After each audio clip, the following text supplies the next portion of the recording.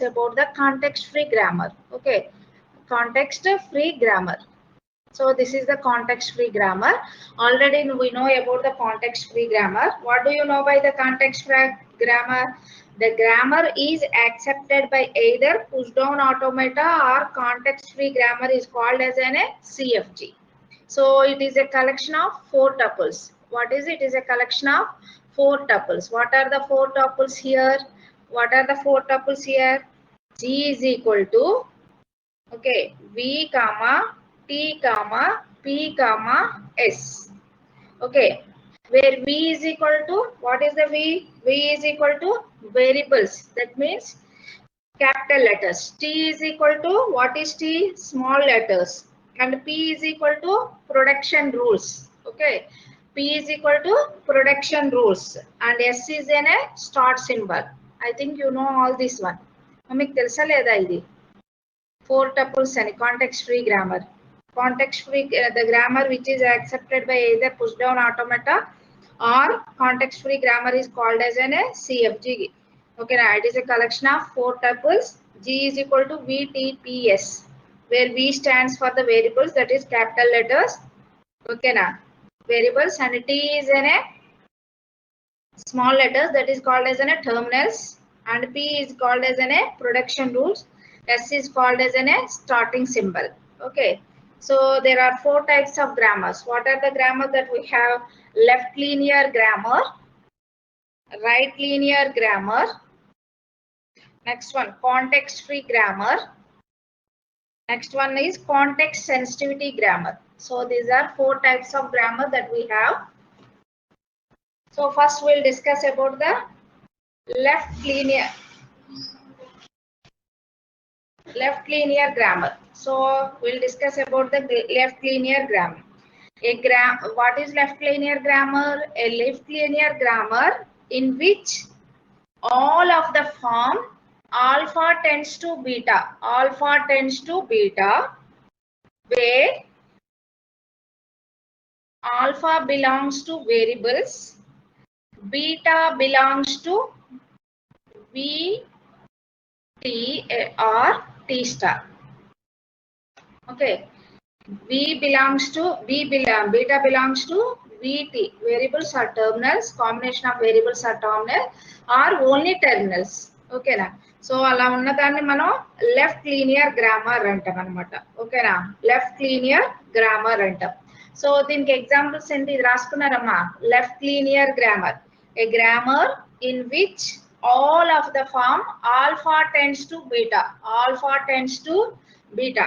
a grammar in which all of the form alpha tends to beta, where alpha belongs to variables and beta belongs to variables or terminal star, means it may consist of capital letter and small letter, combination of capital letter and small letter, just only a small letter in any form, or it may consist of epsilon also. Then it is called as a left linear grammar. Have you noted? Letter S tends to A is a variable, small a is a terminal, so it is a combination of both. Okay na, and S tends to A, that means only this is a starting symbol, and the starting symbol consists of only terminals. Okay na, terminal only. This is another example. Otherwise it may consist of S tends to A, B. Okay na, it is a combination of variables and terminals. And it may consist of S tends to epsilon also. Okay na. So what we have told, LLG ante em cheppunnam, a grammar in which it is in the form of alpha tends to beta anukunnam. Alpha ante enti variable.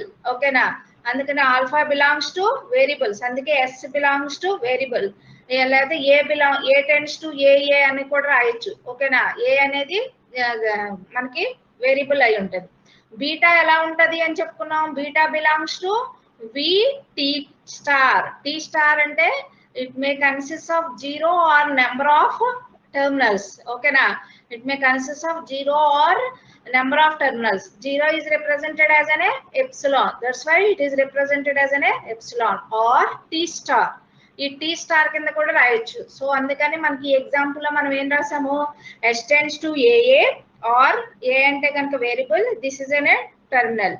It is a combination of variables and terminals. Okay na, or it may consist of only terminals or terminals అనుకున్నాం కదా. So S tends to A, లేకపోతే కనుక it may consist of variables and terminals. Okay na, or it may consist of S epsilon. So దాన్ని LLG అంటాం, left linear grammar.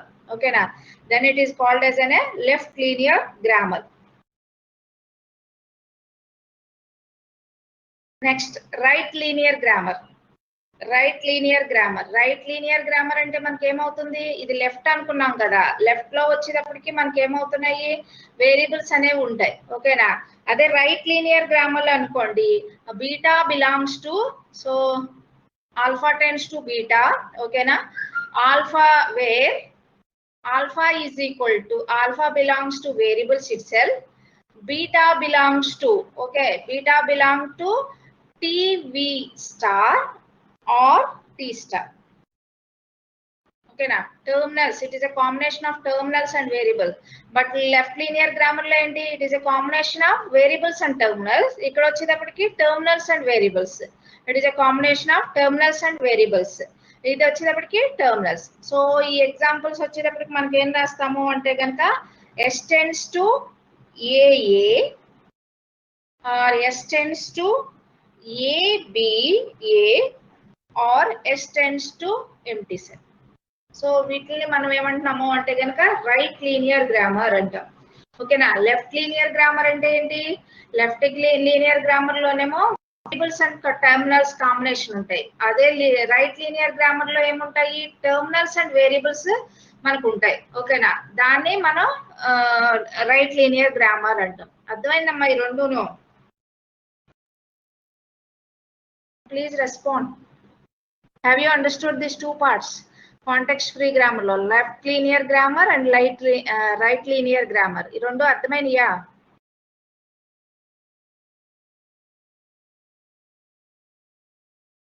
Yes, only Arsha Panu responded, only yes. Remaining members, please say. Two are in this format of alpha tends to beta itself. Alpha belongs to, left linear grammar లో వచ్చేటప్పటికి alpha belongs to V, ఎక్కడైనా వీనే. ఓకేనా, right linear grammar లో కూడా. కానీ బీటాకి వచ్చేటప్పటికి మనకి ఏమవుతుంది, లెఫ్ట్ లీనియర్ గ్రామర్ లో it is a combination of variables and terminals, but ఇందులో వచ్చేటప్పటికి terminals and variables combination right linear grammar లో. అంతేనమ్మా? ఓకేనా. Next, context free grammar. The grammar in which the production or of the form alpha tends to beta, alpha tends to beta అనే format లో ఉంటే కనుక దానికి కాంటెక్స్ట్ ఫ్రీ గ్రామర్ అంటాం అనమాట. ఇందాక నుంచి కూడా మనకి అందులోనే ఉంది. ఓకేనా, సో ఇక్కడ వచ్చేటప్పటికి where alpha belongs to as usual variables. ఓకేనా, beta belongs to variables union T star. It is a combination of variables union T star. Okay, example తీసుకున్నాం అనుకోండి, S tends to A B B or S tends to A, ఇంకా S tends to A B A, అలాగే S tends to epsilon, అలాగే S tends to ABA. So it is a combination of V union T whole star. Okay, V union T whole star.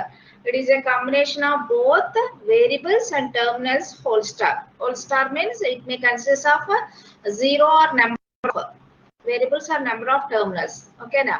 So దాన్ని మనం CFG అనుకుంటున్నాం. The grammar in which the production or of the form alpha tends to beta. LLG లో కూడా అంతే ఉంటుంది. ఓకేనా, right linear grammar లో కూడా అంతే ఉంటుంది. నెక్స్ట్ వన్ CFG లో కూడా అంతే ఉంటుంది. కాకపోతే ఆల్ఫా అనేది ప్రతి చోట వేరియబులే. ఓకేనా. It is an A variable అంటే ఎప్పుడు క్యాపిటల్ లెటర్ తోనే రిప్రజెంట్ చేస్తాం ఆల్ఫా అనేది. కానీ బీటా వచ్చేటప్పటికి మనకి ఏమవుతుంది, లెఫ్ట్ లీనియర్ గ్రామర్ లో వచ్చేటప్పటికి it is a combination of variables and terminals. ఓకేనా. లెఫ్ట్ లీనియర్ గ్రామర్ లో it is a combination of variables and terminals. First variables వస్తాయి, తర్వాత టర్మినల్స్ వస్తాయి. అదే రైట్ లీనియర్ గ్రామర్ లో మనకి ఏమవుతుంది, ఓకేనా, రైట్ లీనియర్ గ్రామర్ లో మనకి ఏం జరుగుతుంది అంటే కనుక it is a combination of terminals and variables. ఓకేనా, టర్మినల్స్ వేరియబుల్స్ ని కాంబినేషన్ లో ఉంటాయి.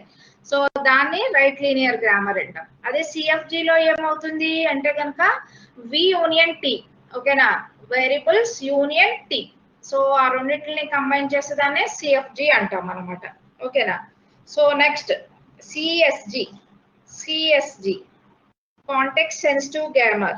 ఓకేనా, ఒక కాంటెక్స్ట్ సెన్సిటివ్ గ్రామర్. సో ఈ కాంటెక్స్ట్ సెన్సిటివ్ గ్రామర్ లో కూడా ఆల్ఫా టెన్స్ టు బీటా, కానీ alpha is also belongs to V union T whole star and beta also belongs to V union T star. So చూడండి, context free grammar లో కూడా this one wear alpha belongs to V union T whole star and beta also belongs to V union T whole star. Okay, na example వచ్చేటప్పటికి S tends to AB, A tends to A, AB tends to A. ఇట్లా ఏదన్నా కూడా మనకి అది context sensitive grammar. AB tends to A, V union T whole star, B belongs to V union T whole star. ఓకేనా. So దాన్ని context sensitive grammar అంటాం.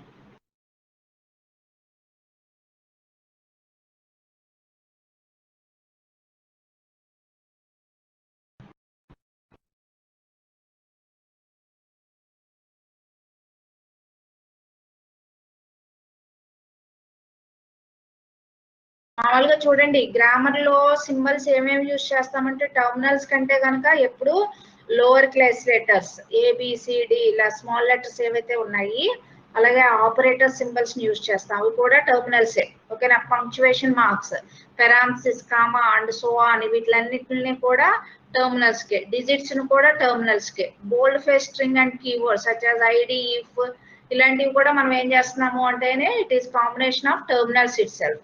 ఓకేనా. Single terminal ఈ ఐడి కానీ ఇఫ్ కానీ రాసామంటూ కనుక దాన్ని సింగిల్ టర్మినల్ అంటాం అనమాట. ఓకేనా.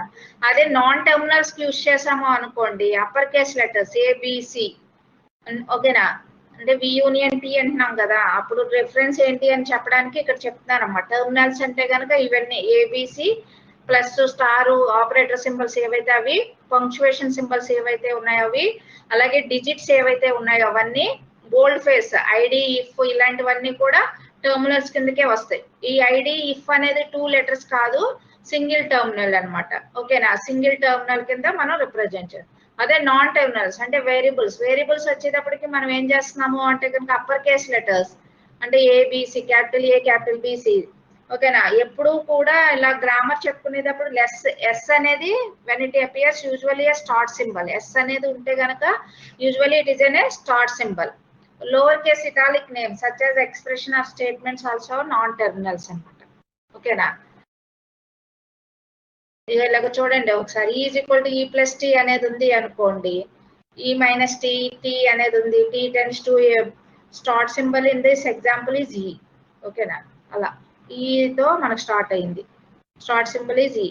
నాన్ టర్మినల్స్ ఏంటి అంటే కనుక ఈటీఎఫ్.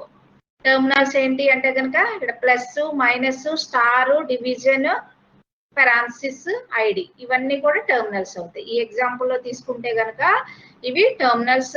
ఏవి టర్మినల్స్, ఏవి నాన్ టర్మినల్స్, ఏవి స్టార్ట్ సింబల్స్, ఇవన్నీ చెప్పుకునే దాన్నే మనం ఏంటి అంటే కనుక కాంటెక్స్ట్ ఫ్రీ గ్రామర్ అంటామని.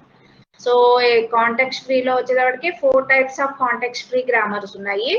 ఓకేనా. One is left linear grammar, next one వచ్చేటప్పటికి రైట్ లీనియర్ గ్రామర్. ఓకేనా. నెక్స్ట్ వన్ వచ్చేటప్పటికి context sensitive grammar and context free grammar, ఈ 3. అలాగే ఇక్కడ వచ్చేటప్పటికి మనం టర్మినల్స్ అండ్ సింబల్స్ గురించి మనం మాట్లాడుకున్నాం.